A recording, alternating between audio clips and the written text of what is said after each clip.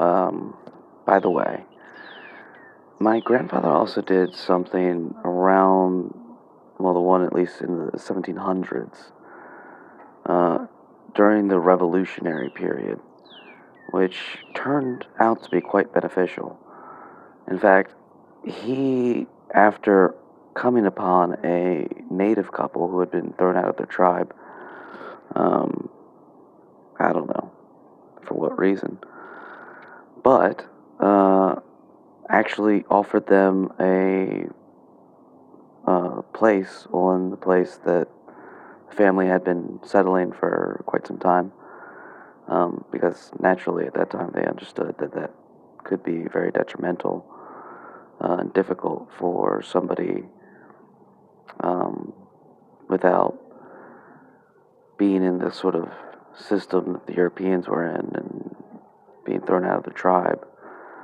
Um, Maybe it'd be beneficial to work together and settle the land together. I believe they set up a teepee and they lived relatively well together. Um, Down the line, the Revolutionary War went down.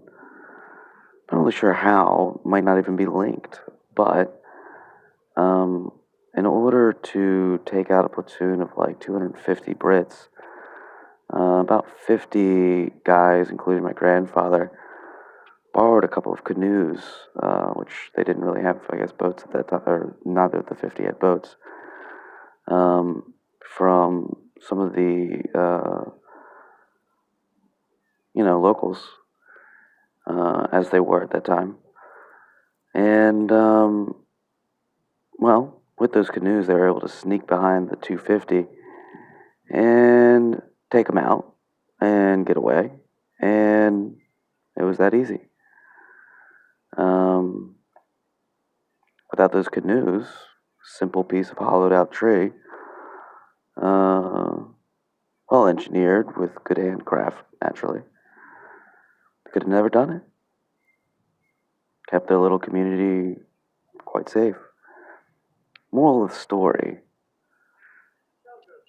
if you're expecting hotel managers to give in to the fact that they don't want a bunch of um, people who you all identify as delinquent, possibly criminal, possibly drug addicts, possibly alcoholics, possibly violent, into their hotels, uh, which cost a lot of money, and then thus then therefore be held liable for any fights or any quarrels broken out in the middle of putting all these people in a hotel.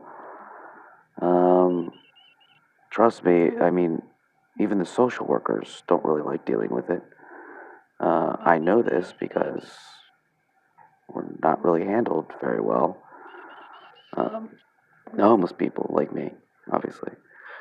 Um, but if for some reason you stop thinking to yourself, hey, I need to reject homeless people, and I should then, thus, then, therefore, force all the rich people who own hotels to give homeless people a place to stay. If for some reason you own land and you have it in your heart to spend $30 at Walmart for a tent, um, I don't know, maybe give them a place where they don't have to play hide and go seek with, I don't know, policemen who want to put handcuffs on somebody. Instead of give them, at bulk cost, a 10-cent mask. Who knows? It might work. I know it sounds crazy. That's like $30.10. I mean, we need rich people to pay that, you know? It could possibly work. Because if you hoard all the homeless people together with all of the problems and PTSD they've been given because nobody helps them out like they do down in South America, who, when they see somebody in need of basic necessities. You say, hey, come on over, help us out with the crap around the house, and we'll feed you, and hopefully we'll get along. Instead of always trying to not get along, not work together, not do anything rational, and then put it on rich people.